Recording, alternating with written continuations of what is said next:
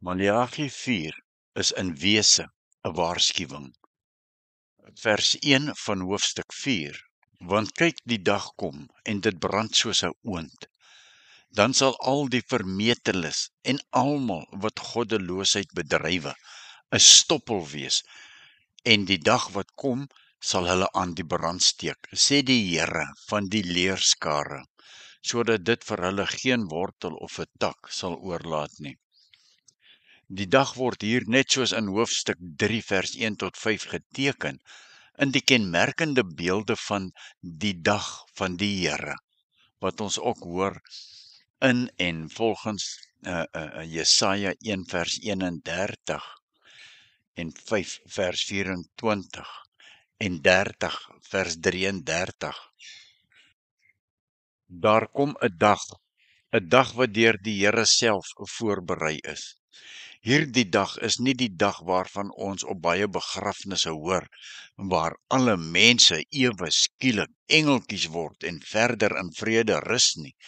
O nee, dit is 'n dag waar daar finaal afgereken gaan word met diegene wat geen ontzag vir die lewende God, die heerser oor alle magte het nie. En omdat niemand weet wanneer hierdie dag gaan wees nie, dit kan dalk vandag nog vir jou of vir my wees, nê. Ignoreer mense net doeteenvoudig dit en gaan hulle aan met hulle lewens asof hulle vir ewig gaan lewe. Maar let op die waarskuwing van Maleagi, want dwars deur die Bybel wys God dat hy diegene wat in sonde bly volhard sal straf. Daar sal beslis 'n finale straf wees wat bevestig word as ons die tydelike strawwe sien wat God op gegewe oomblikke deur die geskiedenis gestuur het.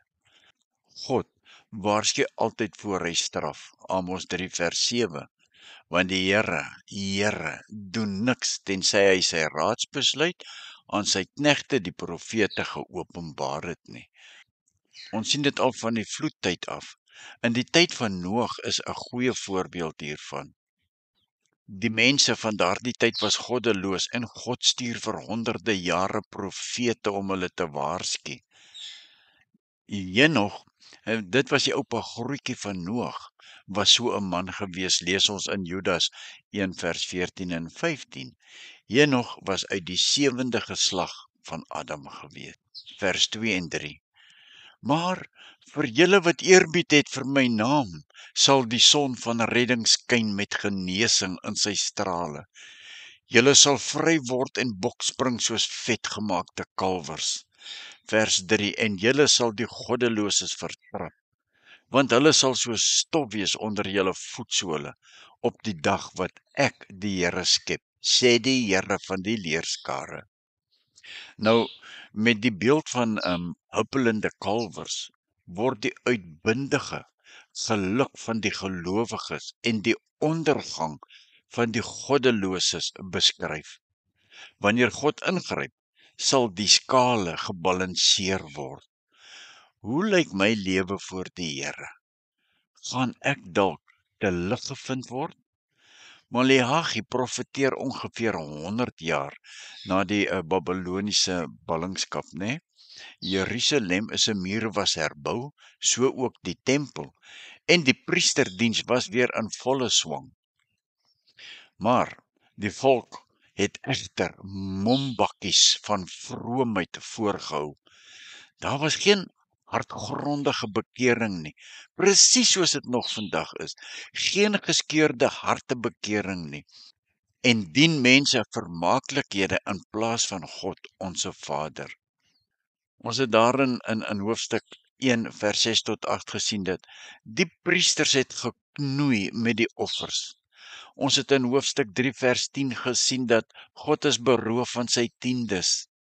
Ons het in 2 vers 14 tot 16 gehoor, egskeidings was volop, so asof dit sommer niks is nie. Nou ja, dis vandag, maar nog net so. Die heil vir die wat aan God behoort, staan teenoor die ondergang van die goddeloses. En die gedagtes dat die vir wie redding kom, en die goddelose sal help vernietig. Ons hoor dit ook in Jesaja 41 vers 13 tot 16.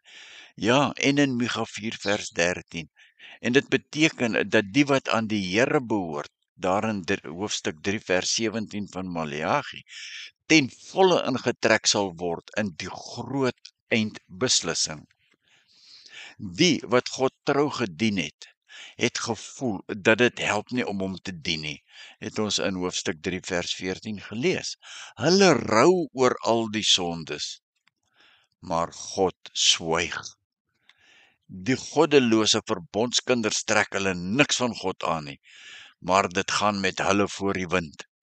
Van die vervulling van God se beloftes kom niks. Skynbaar het hy, die Here God, hom teruggetrek, en so het dit 400 jaar aangegaan, van Maleagi tot by Christus se geboorte. Al wat die troue dienaars van God gehad het, was die laaste 6 verse van Maleagi se profesie. Hier in hoofstuk 4 vers 1 tot 6. Die vreeslike dreiging van die dag van die Here wat brand soos 'n oond, en dis die ewige oordeel van God. Die dag van die Here is 'n dag van ewige oordeel, maar ook van ewige seën. Ja, vir die goddelose verbondkinders, wat hulle niks van God aantrek nie, maar steeds daarin volhard, sal God se oordeel versengend wees, soos verstoppels in 'n brandende oond. Vir die wat die Here trou dien, sy naam vrees, bring die dag van die Here groot vreugde. Die son van geregtigheid sal vir hulle opgaan, en dit beteken genesing, verkwikking en nuwe lewenskrag. Hulle word bestraal met God se guns en word vry, soos daardie jong kalwers in vers 2 wat bokspring, as hulle uit die stal losgelaat word. So sal God se verlossing hulle lewe verander. Die verdrukking deur goddeloses is dan verby. So moes Maleagi die moedelose regverdiges opbeer. Al skyn God ver te wees, hy is in werklikheid aan die werk, want elke dag het al iets van die laaste dag, is al 'n tree nader aan die vervulling van al God se beloftes. En tipies van die profeseë vat Maleagi ook alles wat in die nuwe bedeling sou kom in die een profesie saam. Daarom waarsku hy die afvallige verbondskinders so ernstig, veral die godsdienstige leiers. Die dag van die Here tree reeds in, en bekering is die enigste manier om die oordeel te ontvlug. En so het Christus self ook later gepraat, en Petrus in sy Pinksterpreek, en nog indringender in sy brief daar in 2 Petrus 3, as spotters waan dat God al lankal vergeet het, kom hy, die Here God, soos 'n dief in die nag, totaal onverwags. Hoor dit, kind van God. Hy kom soos 'n dief in die nag, totaal onverwags. Sy werk tot behoud van die gelowiges gaan voort, maar net so beslis bring hy wraak vir die afvallige kerklede. Vers 4, 5 en 6. Dink aan die wet van Moses, my knegt, sê die Here, wat ek hom beveel het op Horeb vir die hele Israel, insettinge en verordeninge. Vers 5. Kyk, ek stuur julle die profeet Elia, voordat die groot en die vreeslike dag van die Here aanbreek. Vers 6. En hy sal die hart van die vaders terugbring tot die kinders, en die hart van die kinders tot hulle vaders, sodat ek nie hoef te kom en die land met die banvloek tref nie. Ja, daarom waarsku Maleagi 4 vers 4, dink aan die wet van Moses. Nie in sy voorskrifte en sy reëls en so voorts in eerste nie, maar dat God hulle aan sy verlossing herinner het, Eksodus 20:1, dat hy hom aan hulle verbind het. Hy het hulle 10 woorde gegee, van hoe hulle hom moes liefhê. Hy het hom aan sy volk gegee, soos 'n jong man hom aan sy bruid gee. Maleagi wys die volk op die rykdom van die band met die Here. Daarom, wie sy belofte sou glo en hom sou aanhang met liefde soos 'n troue bruid haar man aanhang, sy lewe sou bloei. Kyk, so het Jesaja en trouens ook al die profete gepreek. Jesaja 8 vers 22. Tot die wet en tot die getuienis, as hulle nie spreek volgens hierdie woord nie, is hulle 'n volk wat geen dageraad het nie, sê Jesaja. Ja, by Sinaï het God al die oog op die Christus se bloed, wat ons ewig aan die lewende God bind gehad. Toe het hy ook al gedink aan die dag van die Here, waarin die gelowige sal skitter soos die son.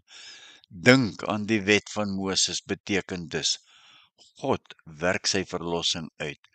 Wat hy aan Moses beloof het, bly van krag.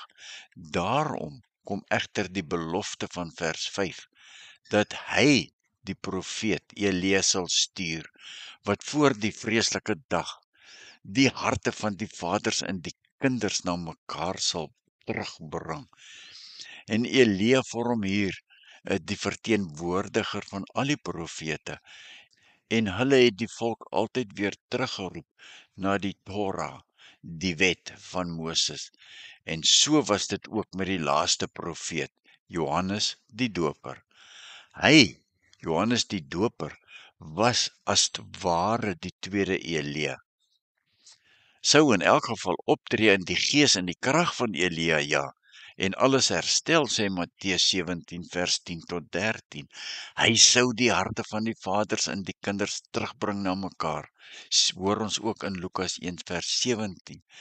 In die lyn van Elia en al die ander profete sou Johannes die Doper die pad vir Christus baan in die harte en die lewens van die afvallige volk.